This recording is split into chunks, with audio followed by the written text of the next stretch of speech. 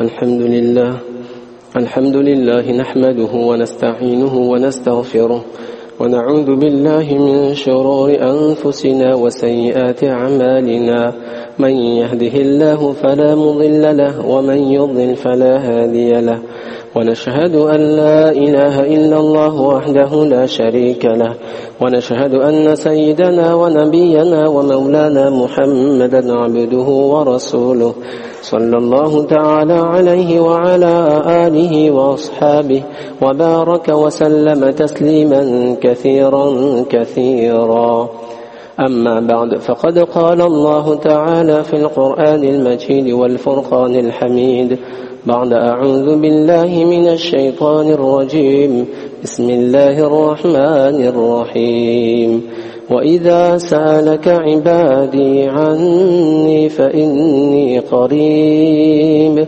أجيب دعوة الداعي إذا دعان فليستجيبوا لي وليؤمنوا بي لعلهم يرشدون وقال النبي صلى الله عليه وسلم الدعاء مخ العبادة أو كما قال عليه الصلاة والسلام صدق الله مولانا العظيم وصدق رسوله النبي الكريم ونحن على ذلك لمن الشاهدين والشاكرين والحمد لله رب العالمين.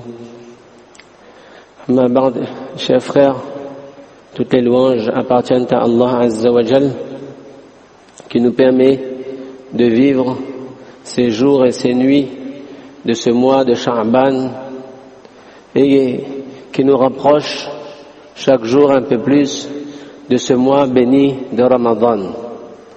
C'est la générosité d'Allah Azza wa Jal qui se manifeste à travers ces jours que nous vivons. Et cette générosité, cette clémence, cette miséricorde, eh bien, ne font qu'augmenter au fur et à mesure que les heures et les journées passent. Et Allah Azza wa Jal, il invite chacun de nous, eh bien, à accueillir cette miséricorde. Il nous invite, chacun de nous, à nous préparer pour en prendre amplement et pour bénéficier amplement de cette miséricorde, de cette clémence, de cette générosité d'Allah Azza wa Jal. Le mois de Ramadan, on en parlera Inch'Allah, mais c'est un cadeau de la part d'Allah Azza wa Jal dans l'année spirituelle du croyant.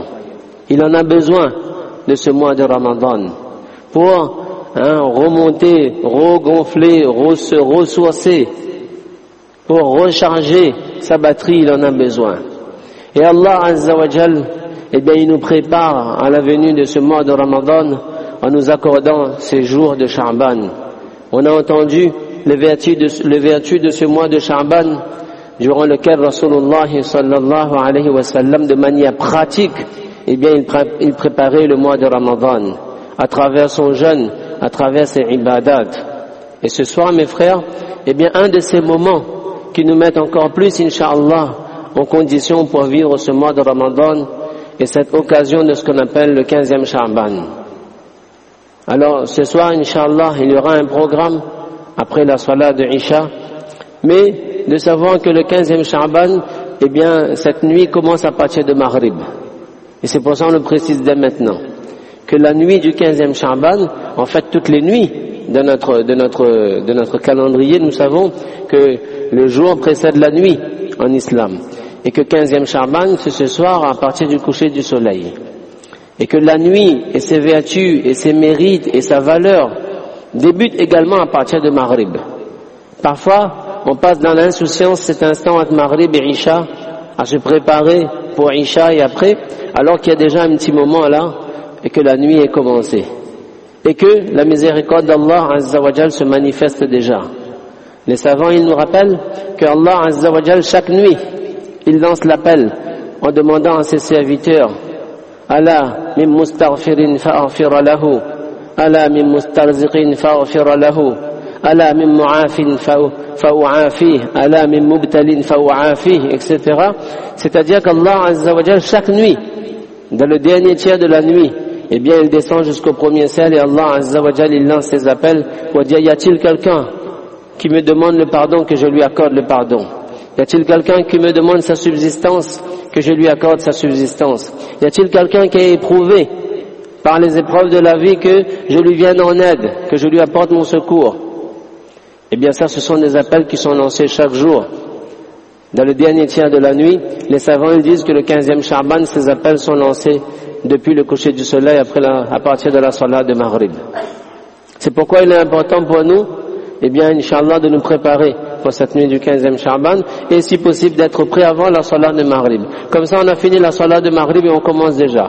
On peut faire déjà nos salat nawafil, on peut déjà faire le salat awabin dès la salat de Maghrib. On peut déjà lire un peu le Coran dès la salat de Maghrib. Bien sûr, on prend notre repas et on vient rapidement, Inch'Allah, à la masjid. Ça, c'est important pour chacun de nous de profiter de chaque instant. La nuit, on peut penser qu'elle est longue, mais elle passe vite. Et peut-être qu'on a aussi besoin de se reposer un peu, notamment pour que ceux qui ont besoin de travailler après-demain, ce n'est pas obligé de faire une nuit blanche, mais au moins de passer un peu de temps. Mais plus vite on commence, et mieux on aura profité déjà un peu de cette nuit, Inch'Allah ta'ala. On met de côté nos tablettes, on éteint la télévision, le téléphone on l'utilise seulement si c'est utile. C'est pas la nuit pour les réseaux sociaux, c'est pas la nuit pour regarder des vidéos. Wallahi mes frères, ce sont des instants de grande valeur qu'on ne peut même pas imaginer. Cette nuit du 15e Sha'ban, c'est la nuit, l'explication sera faite, c'est la nuit durant laquelle Allah, eh bien, il manifeste sa générosité et il pardonne en abondance. Ça c'est la nuit des du'as, ça c'est la nuit de la salat, ça c'est la nuit du zikr, ça c'est la nuit de la lecture du Coran. On en profite, c'est une offre qu'Allah Azza wa Jal il nous fait. Et combien ce serait dommage qu'Allah, dans toute sa clémence, qu'Allah, il manifeste toute sa générosité, toute sa miséricorde et qu'il est prêt à donner, mais que le serviteur il est dans la négligence et dans l'insouciance. Nous serons nous-mêmes les perdants. Si on en profite, eh bien on sera nous-mêmes, Inch'Allah ta'ala, les gagnants. C'est pourquoi pas de ibadat particulière, spéciale, etc. On fait ce qu'on peut, d'après notre motivation, d'après le temps dont on dispose, d'après, Inch'Allah, ce qu'on aime, plus le zikr, la lecture du Coran, et surtout, mes frères, beaucoup de dua. Et c'est pour ça, avant de débuter ces quelques paroles, eh bien, le verset que j'ai lu, c'est le verset dans lequel Allah Azza wa Jal, il dit, وَإِذَا سَأَلَكَ عِبَادِي عَنِّي فَإِنِّي قَرِيبٌ. Wallahi mes frères, verset extraordinaire, qui nous montre combien Allah il nous aime. Lorsqu'il nous dit, et lorsque ton serviteur te demande à propos de moi, فَإِنِّي قَرِيبٌ, je suis proche, je suis tout proche de lui. Allah Azza wa Jal, il nous montre combien il est proche de nous. Finalement, combien il nous aime. Combien ce serait regrettable que nous nous éloignions d'Allah Azza wa Jal. فَإِنِّي قَرِيبٌ. Il y a beaucoup de choses que les savants ont expliquées à propos de ce verset, ce n'est pas le moment ici, mais juste de comprendre qu'Allah il dit, je suis là. Ujibu da'wata ad-da'i idha da'an. Que moi je réponds à l'appel de celui qui m'appelle lorsqu'il m'appelle. Je réponds à l'appel de celui qui m'invoque lorsqu'il m'invoque. Idha da'an. Au moment où il me demande, je suis là et j'accepte son invitation, j'accepte ses invocations. فَلْيَسْتَجِيبُوا لِي وَلْيُؤْمِنُوا بِي. Allah dit alors, eh bien, voilà, chacun de nous, on prend ce temps pour demander à Allah Azza wa Jal. C'est important. Ça c'est un cadeau qu'Allah Azza wa Jal il fait à un serviteur lorsqu'il lui donne, quelle grâce mes frères?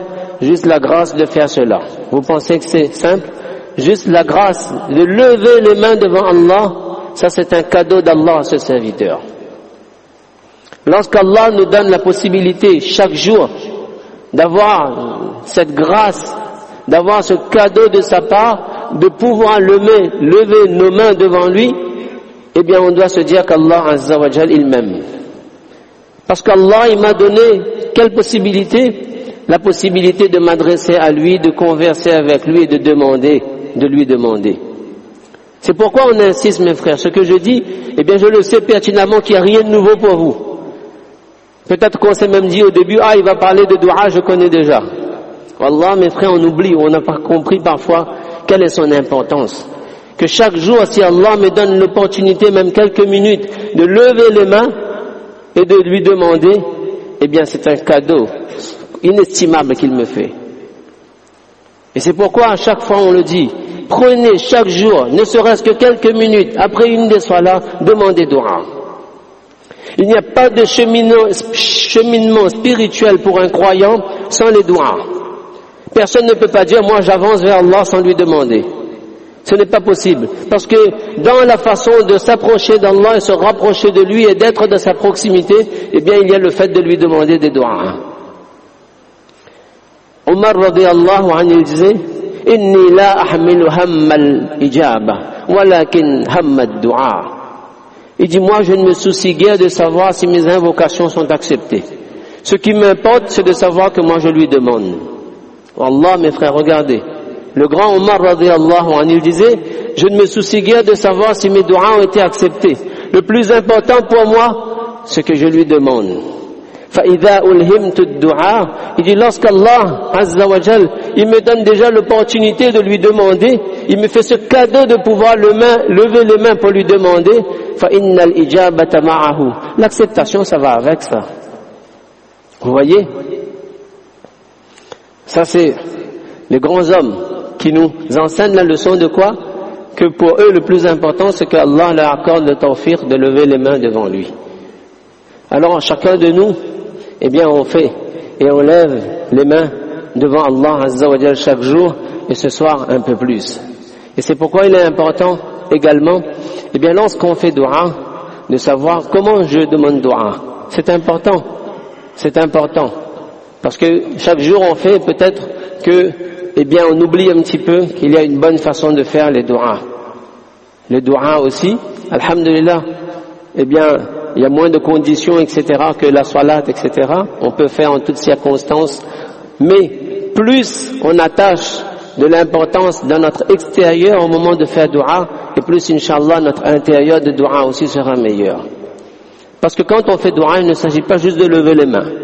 Ça, c'est une façon de dire, fais dua. Mais on fait comme ça. Parce que ça, c'est le geste qui accompagne. Mais il accompagne quoi? Il accompagne des paroles. Et ces paroles, on les adresse à qui? À Allah Azza wa Jal. C'est pourquoi c'est important lorsqu'on fait dua, eh bien d'avoir un cœur qui est concentré. Si tu parles à Allah, mais tu penses à autre chose, ce n'est pas un dua sérieux. Si tu es en train de lui demander, mais en fait, ce n'est pas à lui que tu parles, alors tu n'es pas sérieux dans tes duas. Si tu ne peux pas rester concentré longtemps, fais un dua plus court, mais que celui que tu fais, eh bien, il est avec concentration. Allah n'accepte pas les duas du cœur qui est distrait. Parce que Allah, il sait lui, s'il est avec moi, il n'est pas avec moi. Il est en train de prononcer des formules, mais dans sa tête, il est en train de penser à autre chose. C'est pourquoi il faut avoir cette conscience. On s'assoit comme on peut, on essaie d'avoir le wudu, on s'assoit face à la qibla, et on a la grandeur d'Allah Azza wa Jal dans notre cœur. Ça c'est important. Un des grands savants de l'islam, Cheikh Abul Hassan Ali al-Nadawi rahimahullah ta'ala, il disait que lorsqu'on fait dua, eh bien c'est important de faire de dua avec beaucoup de conviction et de se dire, à qui je suis en train de demander? À qui je suis en train de m'adresser? À qui je suis en train de demander dua? Vous voyez cette préparation dans notre esprit que je suis en train de m'adresser au Seigneur de l'univers, Allah Azza wa Jal. Et qu'au moment où je suis en train de demander, eh bien Allah Azza wa Jal, il est devant moi et je suis en train de lui parler, je suis en train de dire Ya Allah. Et de penser qu'Allah, il est devant moi et qu'Allah, il est en train de m'écouter, il est en train de me dire, oh toi un tel, vas-y, qu'est-ce que tu me demandes? Comme une conversation avec Allah Azza wa Jal. Et ça permet d'être avec Allah Azza wa Jal et d'être avec plein de conviction et de certitude pendant qu'on est en train de demander à Allah Azza wa Jal ses du'as.